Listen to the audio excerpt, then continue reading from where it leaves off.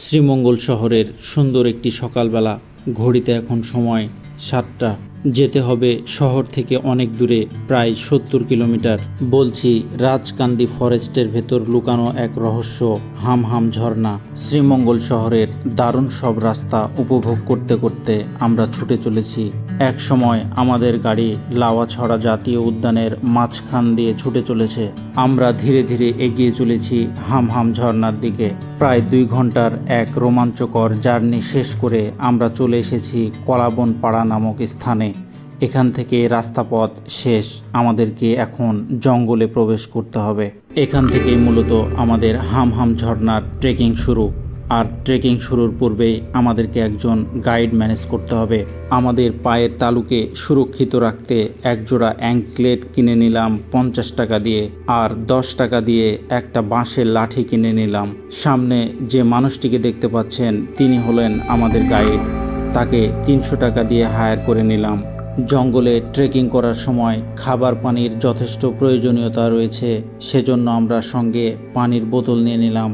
এ এক রোমাঞ্চকর অভিজ্ঞতা। চারপাশে শুধু জঙ্গল আর জঙ্গল, আশেপাশে শুধু পাখির ডাক আর ঝিঝি পোকার শব্দ। যাত্রা শুরুর 10 মিনিটের মধ্যে আমরা একটি ঝিরিপথে প্রবেশ করলাম।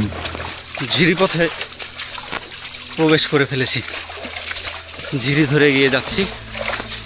আপনাদেরকে ঝিরিটা একটু দেখাই কীরকম হয়। এই যে আমাদের ঝিরি, ঝিরি ধরে আমরা হামহামের দিকে এগিয়ে যাচ্ছি। ঝিরিপথ এখান থেকে শেষ। এখন আমরা এই যে পাহাড়ে উঠব। এই জঙ্গলটির নাম রাজকান্দি ফরেস্ট। এই জঙ্গলের মাঝামাঝি স্থানে ভারত এবং বাংলাদেশের সীমানা রয়েছে।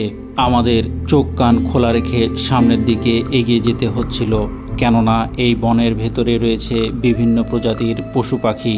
বিশেষ করে বানর এবং হনুমানেরা এই রাস্তাগুলো দিয়ে চলাফেরা করে। এই জায়গাটা অনেক খাড়া। এটাই হচ্ছে সবশেষ পাহাড়। এরপর আর উঠা লাগবে না, শুধু নিচে নামতে হবে। তখন তারপরে ঝিরিপথ। আমরা অনেক উপরে চলে আসছি, একটু নিচে দেখাই দিই। এই অনেক নিচে, অনেক।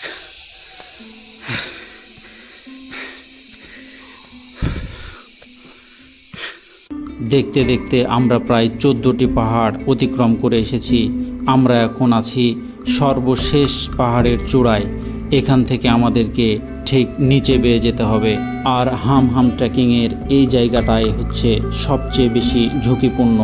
ধীরে ধীরে সাবধানতার সাথে আমরা বেশ সময় নিয়ে নিচের দিকে এগিয়ে যাচ্ছি।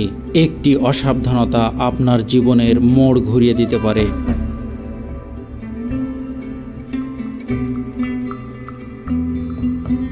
অবশেষে এই খাড়া পিচ্ছিল পাহাড় বেয়ে আমরা নিচে নেমে আসতে সক্ষম হই। পাহাড় বেয়ে নেমে এসে আমরা একটি ঝিরি ধরে হামহামের দিকে এগিয়ে যাব। এটাই হচ্ছে হামহাম ঝর্ণার ঝিরি। এই ঝিরি ধরে হেঁটে চলা আরও একটু বেশি কষ্টকর, কেননা পানির নিচে আছে পাথর। এই পাথরগুলোর ওপর সাবধানতার সাথে পা না দিলে আপনার পা ইনজুরিতে পড়তে পারে। এই দুর্গম ঝিরিপথ ধরে ধরে আমরা আগাচ্ছি। তো 20 মিনিট প্রায়। ঝর্ণার শব্দ শুনতে পাচ্ছি, কিন্তু এখন পর্যন্ত দেখি না। খুবই গহীন জায়গা। এই পিচ্ছিল পাথরগুলো বেয়ে আসলে আমরা এই যে হামহাম অবশেষে দেখতে পাচ্ছি।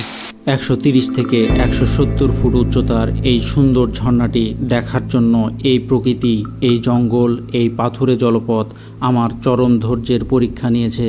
এই প্রকৃতি, এই পৃথিবী, এই দেশ আসলেই অনেক সুন্দর। দেখা হবে নতুন কোনো ভিডিও নিয়ে। ততদিন পর্যন্ত ভালো থাকবেন।